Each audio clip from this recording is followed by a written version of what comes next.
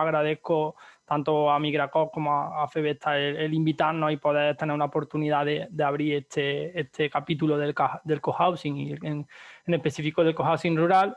Y para ello, pues lo que hemos previsto o hemos diseñado, ¿no?, un pequeño conversatorio con un cohousing, con un proyecto de cohousing que se ubica en el ámbito rural, en particular en Alfara de la Baronía, y que está siendo gestionado, proyectado por la cooperativa Vacaciones Permanentes, ¿no? Y aquí tenemos a nuestro compañero Hernando Martínez.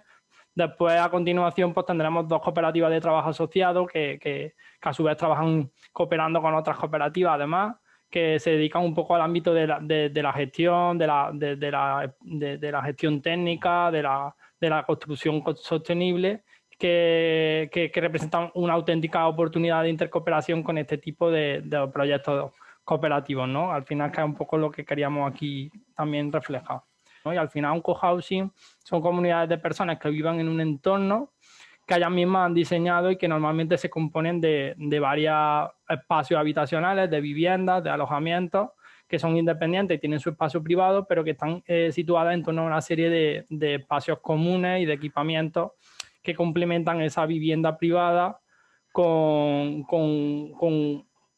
espacios donde desarrollar esa vida colaborativa, ¿no? Al final, un cohousing es una traducción o una contracción de la palabra collaborative housing, que viene a ser vivienda colaborativa en castellano, y que a la valenciana pues se está acuñando el término cohabitache, ¿no? Y al final están pensados y están diseñados para facilitar y fortalecer la interacción social, la comunicación y la ayuda mutua, ¿no? Y al final lo que se viene a favorecer con estos viviendas, espacios compartidos y normalmente una serie de servicios de interés para la comunidad que allí se desarrolla, es favorecer al final las relaciones cercanas entre las propias socias y socios que están allí alojados, viviendo o desarrollando su vida, también con el espacio donde, o el barrio o el municipio donde se ubica. Entonces, por ello, le doy la palabra ahora a Hernando Martínez, que es miembro del Consejo Rector de la Cooperativa Vacaciones Permanentes.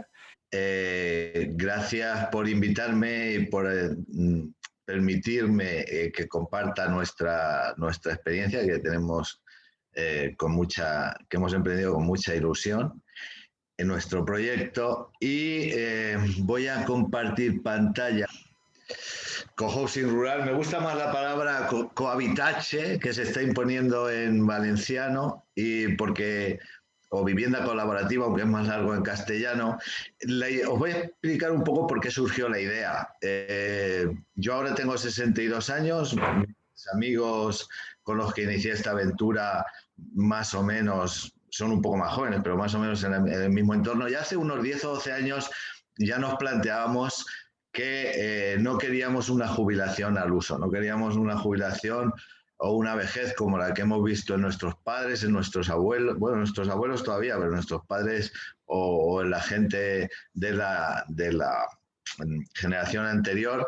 No nos gusta las residencias, no nos gusta depender de cuidadores y tal, y decidimos o pensamos que sería una buena idea montar algo por nuestra cuenta que nosotros nos pudiéramos autogestionar para vivir pues, los últimos años de nuestra vida lo mejor posible, con la mayor calidad y siempre gestionado por nosotros mismos. Bueno, pues esa idea que surgió hace 12 o 13 años se materializó o empezamos a tomárnosla en serio cuando le vimos las orejas al lobo, y hace 3 o 4 años empezamos ya a mirar en serio, ¿no? A mirar de hacer unos estatutos, de hacer una cooperativa, de buscar un terreno, que siempre buscamos, aunque nosotros, el núcleo inicial, somos manchegos, somos de Albacete, pero siempre nos ha gustado por la cercanía, por el clima, por la calidad de vida, la Comunidad Valenciana, concretamente Valencia. Y al final, como dice Fran, encontramos un terreno en Alfara, que estamos gestionando la compra, que la tendremos ya por fin, ya que hoy nos han registrado unos estatutos que han tardado 9 meses, para que veáis lo que es, cuál es la misión, para qué está pensado nuestra cooperativa, nuestro residencial que queremos hacer. Primero, proveer a los socios de alojamiento y espacios comunes, servicios sociales, culturales, de ocio y tiempo libre en un modelo autogestionado y cooperativo. Como ha dicho Fran, tener nuestra propia vivienda, pero tener unos espacios comunes en los que nosotros podamos desarrollarnos socialmente, culturalmente, aprovechar nuestro tiempo libre y siempre en régimen cooperativo y autogestionado. Es decir, no queremos que nadie lo gestione por nosotros. Sabemos que conforme pasa el tiempo, pues la gente pierde a lo mejor sus cualidades intelectuales, pero dentro del grupo, como esperamos que haya una renovación, siempre habrá gente que gestione el modelo con los valores que nosotros queremos mantener. El entorno rural lo elegimos porque para nosotros es muy importante mantenernos en contacto con la naturaleza, el aire limpio, la menor contaminación acústica, disfrutar del entorno. También porque el coste del terreno es más asequible y al ser más asequible, ¿qué supone? Que podemos comprar más terreno con el mismo dinero, con lo cual no vamos a estar aglomerados, vamos a poder tener zonas verdes, huertos, zonas de recreo. También podremos realizar aportaciones positivas al municipio. Sabemos que nuestro proyecto va a ayudar a fijar población, va a crear y fijar empleo, libertad de expresión, de opinión y de creencias. Esos son los principios en los que se basa y, lógicamente, tendremos que elaborar un modelo de convivencia que esto lo plasme en artículos o en lo que sea para que todos lo tengamos más claro. Pero estos son los principios que hasta ahora todos tenemos claro. Y sin nada más, estos somos los que estamos ahora. El grupo inicial era bastante más pequeño, solo de Albacete. Ahora, esos de Albacete hay algunos que ya no están y se han incorporado personas que en su mayor parte son de la Comunidad Valenciana y que os queremos dar las gracias, os doy las gracias en nombre de todos por darnos esta oportunidad de compartir nuestro proyecto. Muchas gracias. Y si os parece, damos paso a la siguiente compañera y después podemos ir acumulando las preguntas, ¿vale? Presento a continuación, como decía, a la compañera Julia Pineda. Julia Pineda viene de la cooperativa Crearció y ella es socia fundadora de esta cooperativa y desarrolla su práctica profesional centrada en la innovación urbana y social, ¿no? Muchas gracias. Muchas gracias a Migracoop y a Fevecta por invitarnos a participar. Voy a compartir pantalla. Como ha dicho Fran, mi nombre es Julia Pineda, vengo a explicaros un poco el proyecto de Domèstiques, que como él bien ha dicho, no es un laboratorio de investigación y impulso de viviendas cooperativas en cesión de uso. Porque es importante, por un lado, el hecho de ser que nos autodefinimos como un laboratorio de investigación y impulso, porque frente a otras plataformas, ¿no?, que están trabajando en la asistencia de cooperativas de vivienda, nosotras nos veíamos, ¿no?, que existía una necesidad de, además de ponernos a hacer, ¿no?, que somos muy del hacer y del tirar hacia adelante, y creemos que los proyectos demostrativos, como el que ha explicado el compañero Hernando, son muy importantes. También es importante pararse a pensar y no copiar cosas, ¿no?, sino también realmente pensar qué queremos conseguir con este nuevo modelo de viviendas y cuáles son nuestros objetivos, ¿no? Y luego, además, el hecho de que nosotras nos centramos en el modelo de cooperativa de vivienda en cesión en uso, que para las que no estéis tan familiarizadas, lo que implica es que la propiedad de la vivienda, ¿no?, del edificio o de la promoción cooperativa,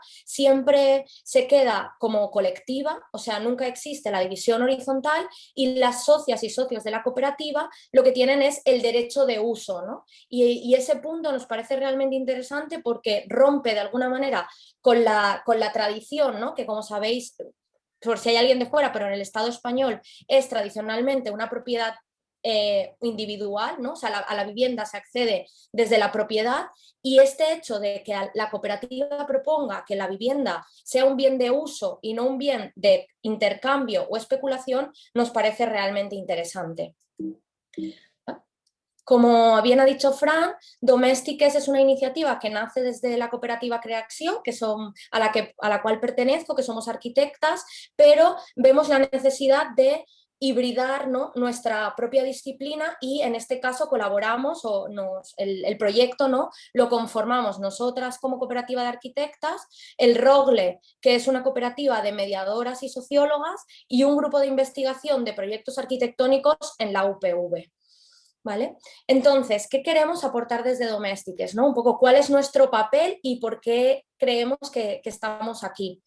Por un lado, como bien ha dicho Fran, veíamos que hay un movimiento, ¿no?, cooperativismo de vivienda que está de forma muy fructífera y que alegra un montón saliendo en el Estado, principalmente en Cataluña, ¿no?, y en Madrid. Además, tiene normalmente clave urbana y por tanto es muy interesante estos espacios, ¿no?, donde vemos qué aprendizajes pueden ir hacia el contexto rural. Queríamos vincularlo, ¿no?, arraigarlo al contexto valenciano, también entendiendo que no todo se puede copiar y que tenemos que ser capaces desde una visión crítica de generar nuestras propias alternativas, ¿no? Como bien decía Hernando, que creemos en la autogestión, creemos en la autopromoción y por tanto también tenemos que ser capaces de generarlo nosotras mismas, ¿no? Además, un poco como nuestra trayectoria profesional viene, como bien ha dicho Fran, desde las políticas urbanas, innovación, asistencia, ¿no?, veíamos que existía un espacio de oportunidad de realmente traer esos conceptos de investigación e innovación social al hecho cooperativo, ¿no? Y por tanto intentamos articular, ¿no?, nuestro trabajo con lo que se llama la cuádruple hélice de la innovación social, que es este pequeño gráfico que veis aquí, ¿no? La hélice de la innovación social dice que frente a la innovación tradicional, que estaba muy centrada en la academia, el sector público y el sector privado, es muy importante introducir a la ciudadanía para producir esos procesos de innovación, que la innovación no es otra cosa que responder de forma colectiva a esos problemas que tenemos todos y todas como sociedad, ¿no? Entonces, como he dicho, ¿no?, las cooperativas aspiramos a transformar ese modelo habitacional y un poco lo que estamos haciendo es centrarnos en una idea que es la popularización del modelo, ¿vale? Parece muy, muy raro y es como un poco abstracto, pero os lo explico y lo entenderéis perfectamente. Veíamos que existen ciertas barreras, ¿no?, hacia el hecho de la promoción cooperativa. Al final, a mí siempre me pasa, cuando intento explicarle a mi madre o a mi padre a qué me dedico, es bastante complicado, ¿no? Y entonces supongo que Fran también tiene estos problemas, ¿no? Veíamos que hay barreras que en este caso, ¿no?, la primera barrera y por la que creemos que hay que trabajar es la popularización conceptual del modelo. ¿Esto qué significa? Hacerlo conocido. Estos espacios, como el que estamos hoy, que hay tantos y tantas compañeras, creemos que son totalmente necesarios para explicar qué es el cooperativismo de vivienda en cesión en uso y poder llevarlo hacia adelante, ¿no? Luego, la segunda barrera, que supongo que Hernando tiene más respuestas que yo en este sentido, y él lo ha hablado, ¿no?, el hecho de lo caro o barato que son las cosas, ¿no? Al final, la vivienda, parte de los problemas que estamos teniendo, parte de la crisis que existe, es un problema de acceso a la vivienda, ¿no? Y es el derecho fundamental es que la vivienda sea accesible y digna, ¿no? Entonces, aspiramos a trabajar en este sentido y en la idea de popularización práctica, ¿no?, de hacer accesible y asequible el modelo de cooperativas de vivienda. Y por último, la idea de hacerlo deseable, ¿vale? Que esto es algo que nos ha surgido en los últimos tiempos, hablando con gente que se dedica a la promoción de cooperativas, que es que además de conocerlo, además de podérnoslo pagar, ¿vale?, hablando llanamente, tenemos que querer ser cooperativistas de vivienda, ¿no? Y por tanto, hay también una responsabilidad de todo el mundo que estamos intentando empujar por este modelo de enamorar, ¿no?, de ponerle brilli al modelo y que realmente hacer brillar un montón de oportunidades y características que tiene que pueden hacerlo apetecible. Y para acabar un poco, os voy a explicar un pequeño esquema que un poco lo que hace es aterrizar esto. Como veis, somos muy abstractas y todo lo trabajamos en esquemas, ¿vale? Porque también la idea un poco es contar una idea y que cada uno y cada una en sus proyectos lo pueda como coger y aplicar, ¿no? Entonces, proponemos este esquema para ver dónde se aplican las cosas, ¿no?, y para también ampliar la idea que tenemos de vivienda, ¿vale? Normalmente, cuando hablamos de vivienda o cuando todo el mundo se plantea qué es su vivienda, piensa desde su puerta, ¿no? De mi puerta hacia adentro. Es ese espacio privado que es muy importante para cuidar la intimidad, ¿no? Entonces, todos estos principios que he explicado anteriormente, la idea nuestra es que dejemos de aplicarlos simplemente al hecho de la vivienda, ¿no? Que por ejemplo desde la arquitectura hemos trabajado tradicionalmente, pero que también aspiras a tener en ese sentido, y los vayamos como diluyendo hacia esa construcción, ¿no? porosa que creemos que tiene la capacidad de promocionar las cooperativas. Creo que he hecho el tiempo más o menos, ¿vale? Y nada, si cualquier cosa... actualmente hemos traducido la web, entonces si alguien necesita la info en castellano, ya la tenemos en Domestic Slab y está también en inglés. Perdonadnos que somos muy del valenciano, ¿vale? Y nada, muchas gracias y esperamos vuestras preguntas. Vale, muchas gracias Julia por también ser respetuosa con el tiempo, muy interesante como siempre. Y nada, que doy paso sin más dilación a la otra cooperativa también de trabajo asociado, pero esta vez en el ámbito de la gestión o del ámbito de la investigación nos vamos al ámbito de la construcción, de la bioconstrucción, de la mano de Ocambuba. Y tenemos aquí a su socio Alejandro López. Ocambuba es una empresa constructora especializada en el uso de materiales y técnicas naturales para la edificación. Muchísimas gracias por la invitación y por permitirnos estar aquí presentes en este conversatorio tan interesante.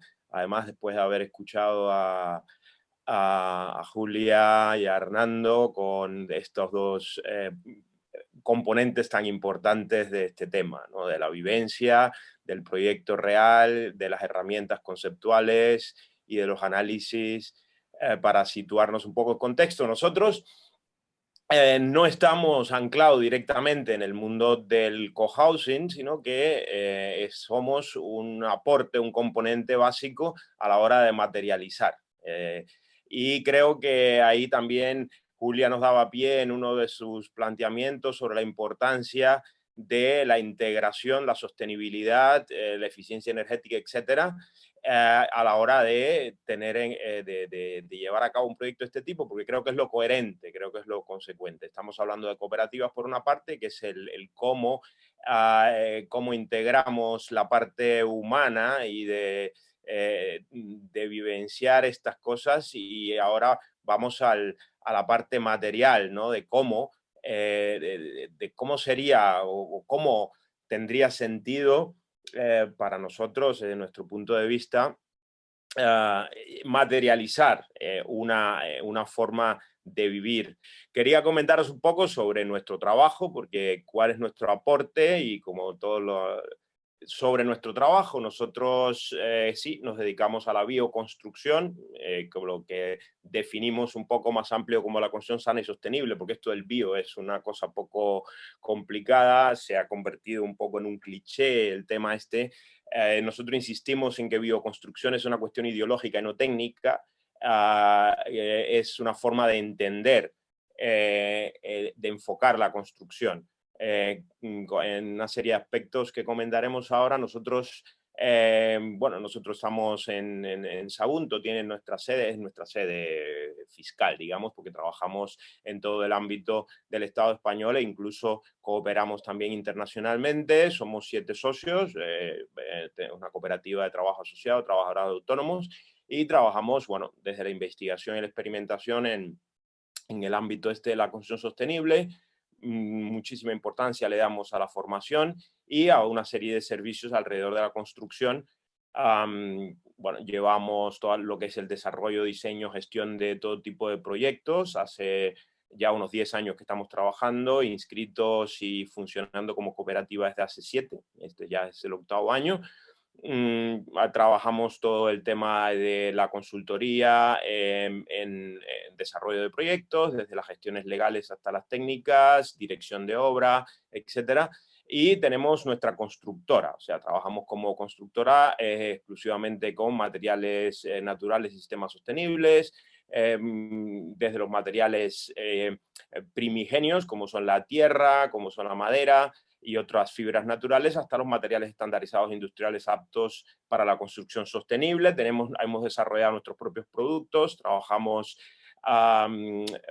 paneles prefabricados de madera y paja. Tenemos nuestra fábrica en Bétera, aquí en Valencia, y llevamos a cabo proyectos de construcción muy contemporáneos. O sea, cuando hablamos de la construcción con paja, de la construcción con tierra, no nos referimos ni mucho menos al regreso ni a las soluciones ni al chabolismo hippie, sino que estamos completamente integrados en sistemas contemporáneos, en la arquitectura contemporánea, con criterios muy profundos de sostenibilidad y de integración, uso de materiales naturales, etc. Y para poder complementar todo esto, ya que es un campo bastante innovador y bastante virgen, aunque no lo parezca, le damos muchísima importancia a la formación, desde la forma más simple, con talleres para autoconstructores, talleres, digamos, hasta de ilustración ciudadana, si se quiere llamar así, para entender lo que es el trabajo de la bioconstrucción,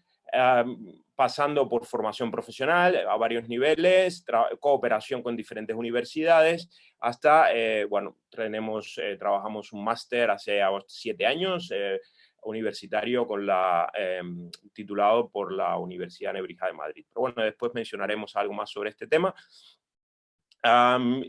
Cuando hablamos de bioconstrucción, para nosotros es importante entender que, como decía anteriormente, es una cuestión de conceptual ideológica. O sea, ¿cómo entiendo a la hora de construir?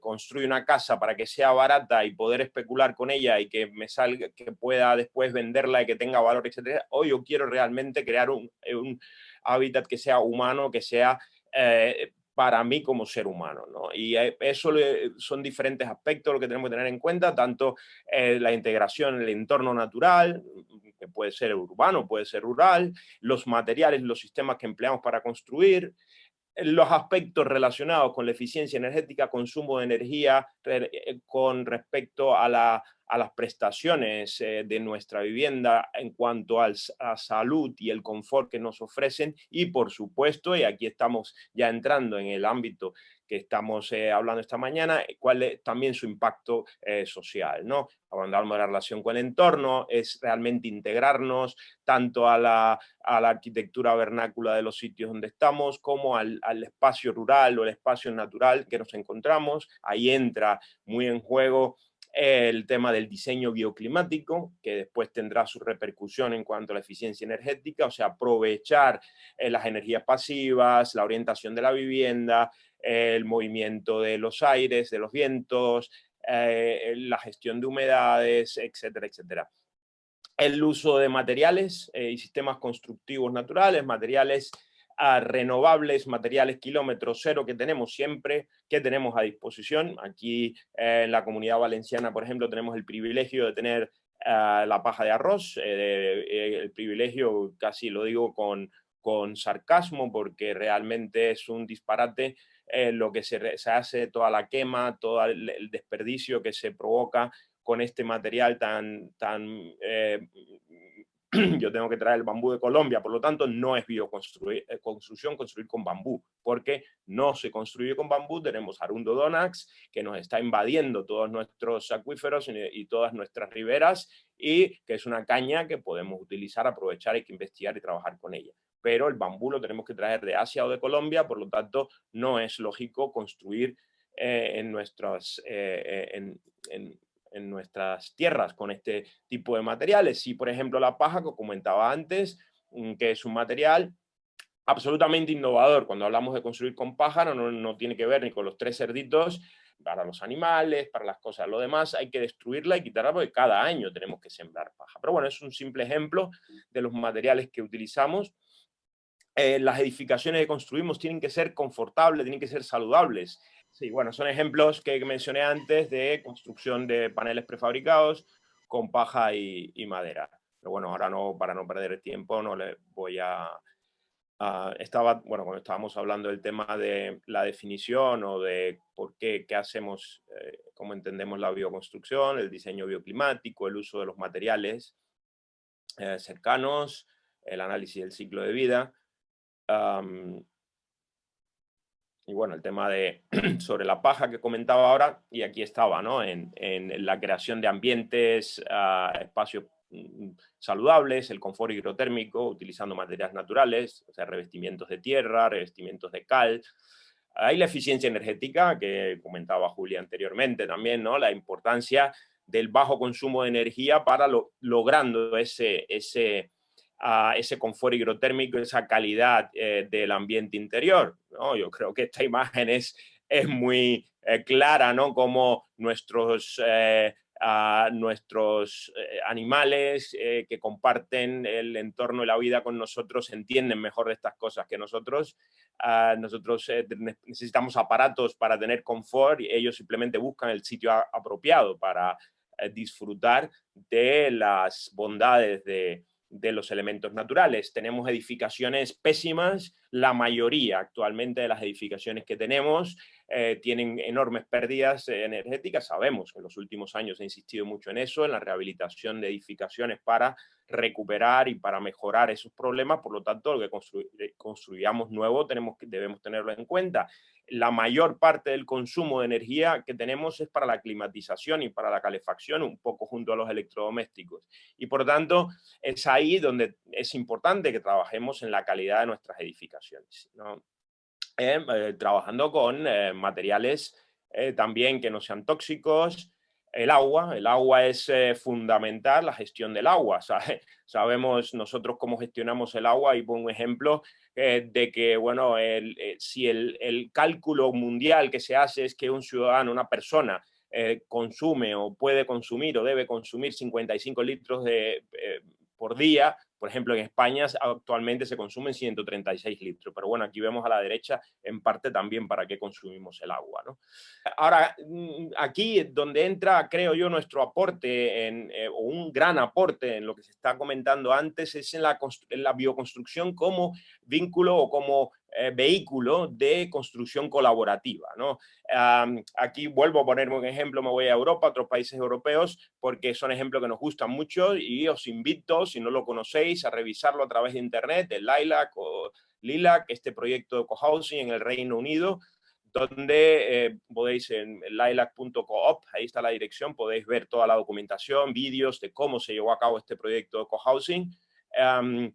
Bueno, como mucho, la foto parecida a la que enseñaba antes Hernando, ¿no? Todas las edades, todas las generaciones y aspectos, personas que trabajaron en todo el desarrollo de su propio proyecto y se construyeron con apoyo de empresas profesionales e industriales, construyeron toda ese cohousing, esa pequeña urbanización, con elementos prefabricados también de paja y madera, con el apoyo, pero bueno, podéis ver en la web cómo se hizo todo el proceso de desarrollo, desde la parte conceptual, la parte comunitaria, hasta la ejecución directamente de este proyecto. O aquí en Francia también es un proyecto parecido, no es exactamente cohousing, pero sí es residencial, de vivienda social, hecho también con paja, con elementos prefabricados de paja y madera. O este interesante proyecto de Viena, ¿no? Que se hizo con la colaboración de la Universidad Técnica de Viena,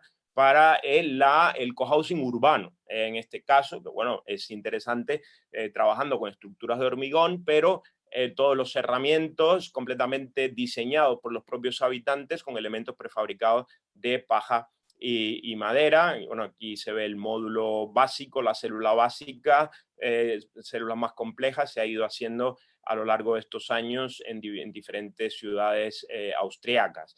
Que todo esto que he comentado, la bioconstrucción, no es, antes lo dije un poco, no es la idea de yo me hago una casita con 4 materiales que me encuentro y digo que es bioconstrucción. No, nosotros trabajamos, todos nuestros proyectos son proyectos completamente integrados en la forma contemporánea normativa, en la legalidad de llevar a cabo un proyecto.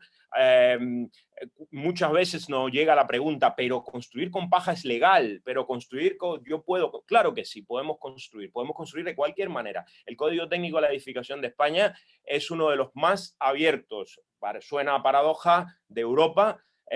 Precisamente establece que el arquitecto tiene plena libertad de proponer soluciones técnicas, siempre que por supuesto las justifique según los parámetros técnicos establecidos. Por lo tanto, cuando un arquitecto, cuando un técnico intenta alejarse de este tipo de proyectos, es puramente por falta de información, por falta de formación y a veces también por comodidad, porque es difícil cuando nos metemos en un campo experimental tener que justificar técnicamente, tener que trabajar realmente detrás de un proyecto. Pero por suerte esto va increciendo, o sea, cada vez hay más compañeras y compañeros arquitectos que se están implicando en este tipo de proyectos, y también la universidad. Ahora mismo la Universidad Politécnica de Valencia acaba de abrir la cátedra Maderamen, que empieza a funcionar el próximo curso, ya integrando el trabajo con madera dentro de la formación, y se está trabajando mucho en este ámbito. Nosotros, bueno, tenemos nuestro centro de formación en Castellón, Arquiteria, en Almasora. Ahí llevamos a cabo una serie de actividades formativas. Ahora mismo estamos colaborando también con la primera formación profesional europea en construcción con balas de paja, que estuvimos durante unos años trabajando, cooperando con Austria, y este año ha comenzado en España, formación profesional como oficio, que ese es un problema que tenemos, porque claro, ya he dicho que ya hay muchos arquitectos implicándose, pero ¿quién ejecuta? ¿Dónde están los oficiales? ¿Dónde están los artesanos que trabajan estas técnicas de construcción? Bueno, tenemos, como decía antes, muchísimos cursos, talleres, actividades que proponemos.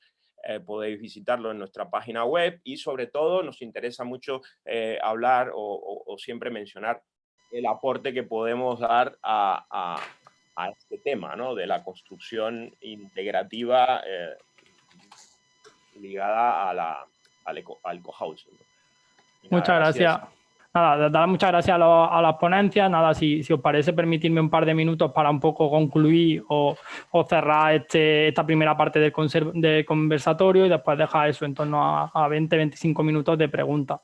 Un poco ahí me quedo con tres elementos principales. Por una parte, la experiencia de vacaciones permanentes hay que ubicarla, sobre todo lo digo también por las personas que no ubican dónde está Alfara de la Baronía, pero bueno, se encuentran al norte de Valencia, casi haciendo frontera con Castellón, y estamos hablando de un municipio de apenas 600 habitantes, ¿no? Y será al final un motor económico y un motor de fijación de población al territorio que considero fundamental. Aquí hablamos de nueva edificación, es decir, de un solar para construir una nueva edificación, pero también se presenta como una oportunidad de que este tipo de cooperativas pueden también adquirir edificaciones, es decir, casas que están para rehabilitar en centros de los pueblos o alrededor de los municipios con baja población, para poder allí integrarse y demás. Y hay, de hecho, alguna pregunta en ese punto. También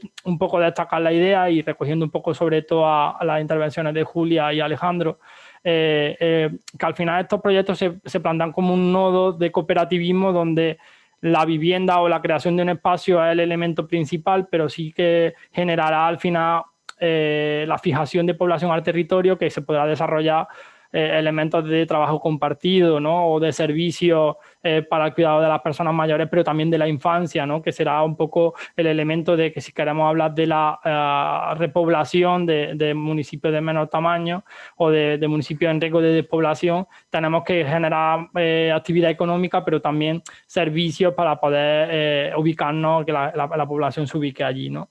Y también, ya con esta última idea, creo que es una oportunidad el hecho de la bioconstrucción, por la participación, ¿no? Hablábamos antes al principio que son comunidades que participan del diseño, pero aquí no solo participan del diseño de su comunidad, sino que participan de la construcción, ¿no? Un elemento que en muchas cooperativas de cohousing o cooperativas de cesión en uso se está haciendo, y creo que es un elemento también fundamental para ello. ¿Pudiera decir cuáles son las dificultades principales que habéis tenido como proyecto, el proceso de búsqueda de socios y la financiación, qué clase de cooperativa? Y bueno, y te da la enhorabuena o las felicidades por vuestra iniciativa y por la exposición. Hernando, ¿puedes contestar, por favor?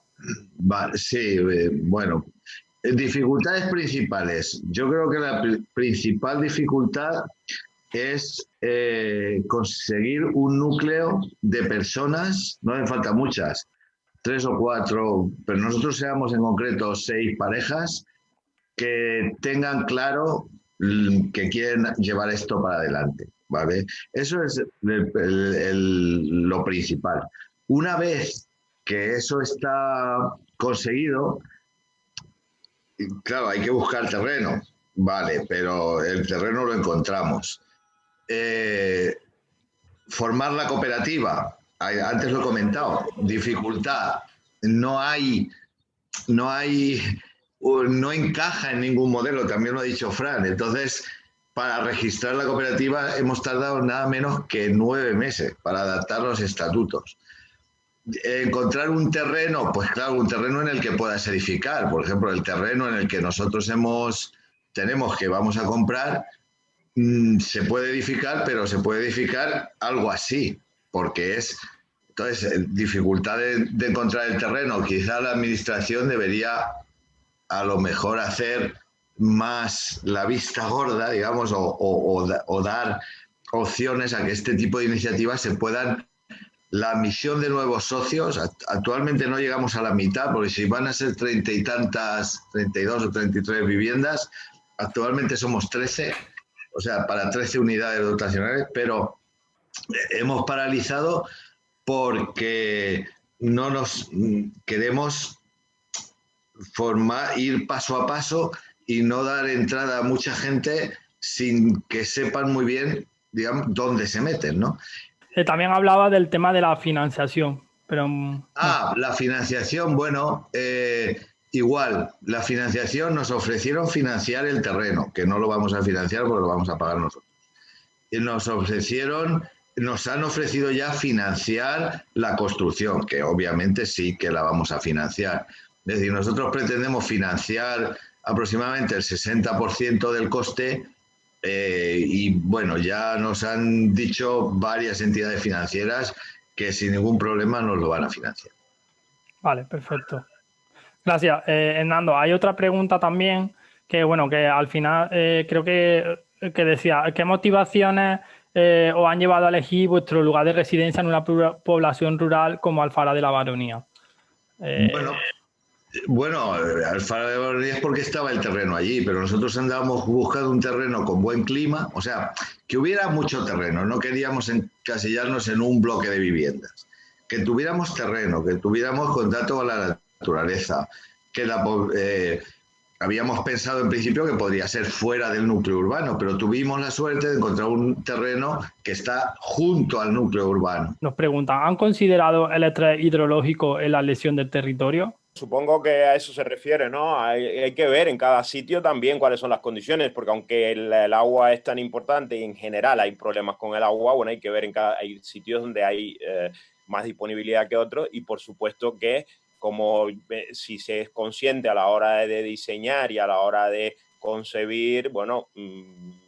Vale, son muchas preguntas, pero realmente el hecho de la herencia, la llauradora y en general en las cooperativas, un poco la idea es que no heredas la propiedad, porque la propiedad siempre es colectiva, pero sí que existe la posibilidad de que se herede tu participación en la cooperativa, ¿no? Entonces, un poco la idea es que tú realmente cuando estás en una cooperativa en cesión en uso, tú no pagas por la vivienda, o sea, realmente estás como, la aportación es tu aportación como socio, ¿no? Por ejemplo, yo tengo una cooperativa, mi estudio es una cooperativa de trabajo y yo como socia de la cooperativa tengo una aportación, que en el caso de que me vaya de la cooperativa, esa aportación se me devuelve. Sí que existiría la posibilidad de regular la herencia, porque lo que heredas es el derecho de uso y tu participación como socio en la cooperativa.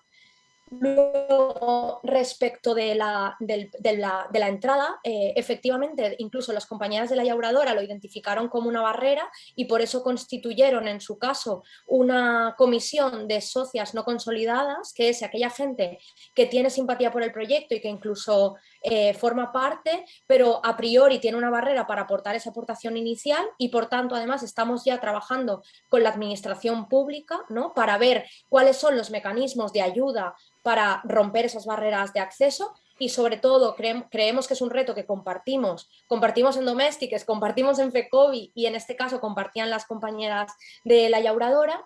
Y por último, el tema de las aportaciones, yo creo que es importante entender, y corrígeme, Fran, si me equivoco, sí, por favor, ¿vale? Que la primera, que para los que no lo conozcáis, el tema de la llauradora es una cooperativa que está en una fase muy iniciática, en la cual nosotros estábamos acompañando y se hicieron unos números gordísimos, ¿vale? Sin conocer ni siquiera el solar que el ayuntamiento va a disponer, porque se veía que el tema económico era una cuestión que preocupaba y querían haber unos números, y entonces las aportaciones variarán en función de eso. Y luego el tema del 20-80 es una cosa que ellos mismos explicaron que puede variar en función también de cuáles sean los mecanismos de financiación, y esperemos que pueda convencer a más gente, claro. Hay otra pregunta de Marmora y le pregunta a Julia. ¿Conoces qué proyectos en la Comunidad Valenciana están más avanzados, Julia? Vale, a ver, no, en la comunidad ahora mismo hay pocas, yo de hecho, bueno, creo, no sé si la de Hernando es de las así como que van hacia adelante, ¿no? Pero realmente hay una que sí que está bastante avanzada en San Joan. Básicamente hay pues 13 o 14 proyectos ahora mismo en funcionamiento. Los más avanzados hay uno en Alicante, en la ciudad de Alicante, que ya tiene un suelo público.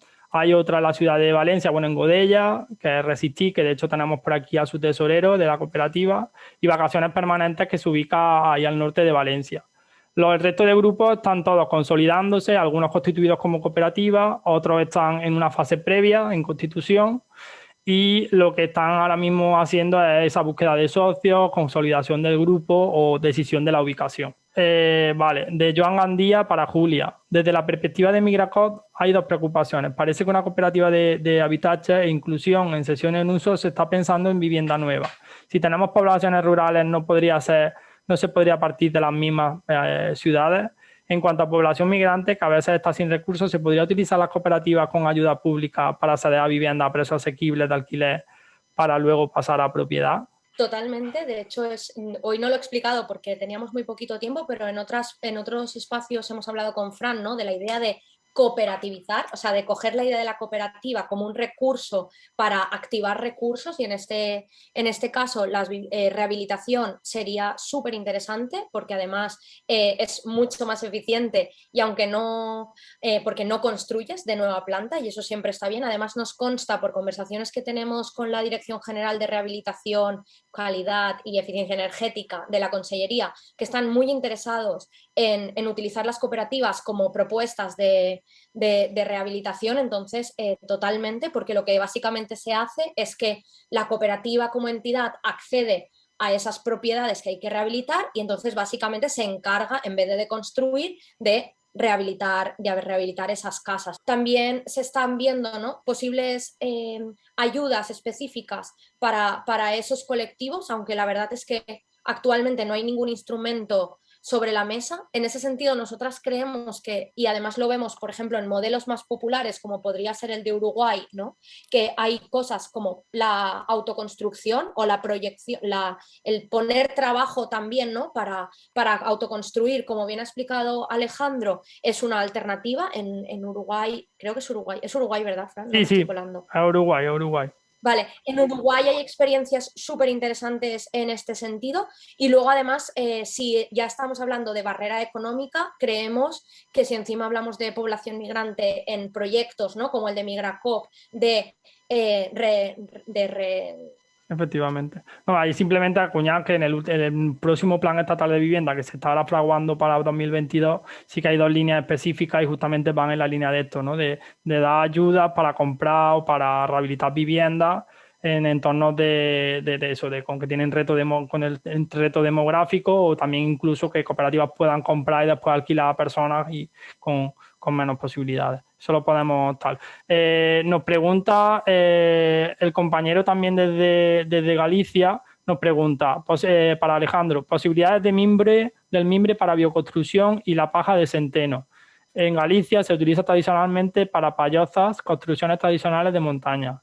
Y también si puedes aportar tu opinión sobre la moda de los passive house. Y te lo uno con otra pregunta, que es ¿qué coste por metro cuadrado resulta de la construcción de paja de arroz para llegar a la passive house? Para alcanzar la passive house. Esto Sí, para bueno, Alejandro. Sí, bueno, rapidito. El tema de los materiales, como mencionaba, es importante el material cercano. También hay que ver su capacidad de transformación, etcétera. Si hay sauce y se usa el mimbre e incluso hay una tradición, por supuesto. Pero son materiales complementarios. Yo no puedo construir una casa de mimbre. El mimbre se utilizó tradicionalmente en construcción para los entramados, o sea, para lo que ahora se va a llamar las quinchas o encestados. se utilizó bastante en la construcción de muros como elemento de entramado, como en el Mediterráneo se utiliza la caña.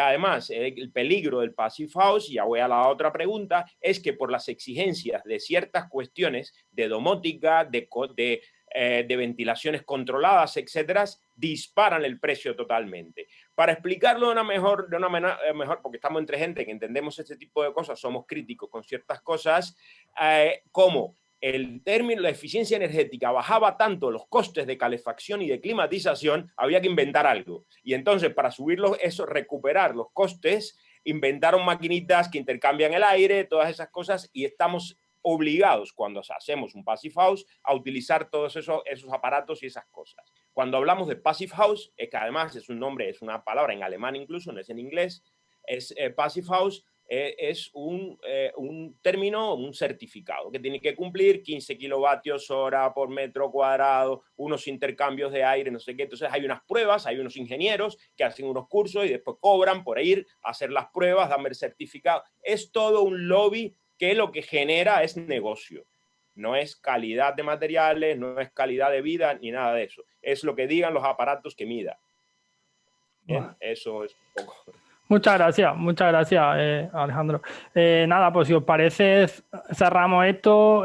Simplemente como conclusión también, y aquí también ya cerro una última idea que no quiero que se me escape, y es que también en el elemento del entorno rural hay también otras cooperativas, hay otros proyectos que también hay algunas de ellas, y de hecho aquí tenemos alguna cooperativa o alguna persona que trabaja en alguna cooperativa que también están empezando, cooperativas rurales, cooperativas agroalimentarias, cooperativas agrarias, también están pensando en dar más servicio al socio, ¿no? E integrar este tipo de comunidades o espacios habitacionales con servicios para seguir dándole prestación al socio, cuando era productivo y cuando no lo es en términos económicos. Con esto quiero cerrar y le doy la palabra o devuelvo a Vivi. Bueno, muchas gracias, Fran. Muchas gracias a Julia, Hernando, Alejandro por esas buenas prácticas, esas intervenciones y esos proyectos que nos compartieron el día de hoy en este quinto conversatorio.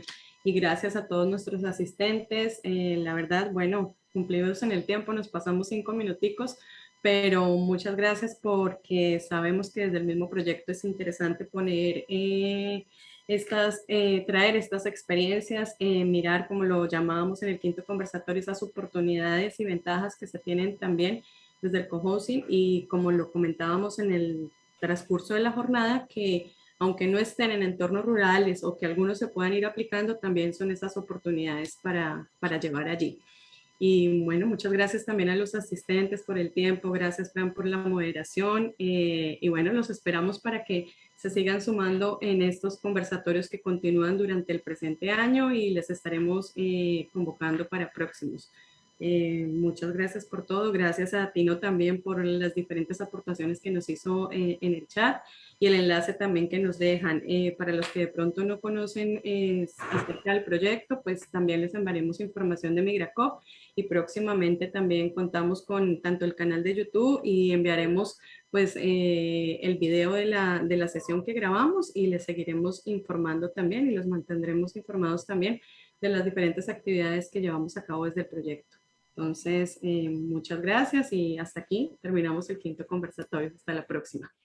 Gracias, hasta la próxima. Muchas gracias a todos y hasta la próxima. Interesantísimo todos los proyectos. Gracias. Gracias.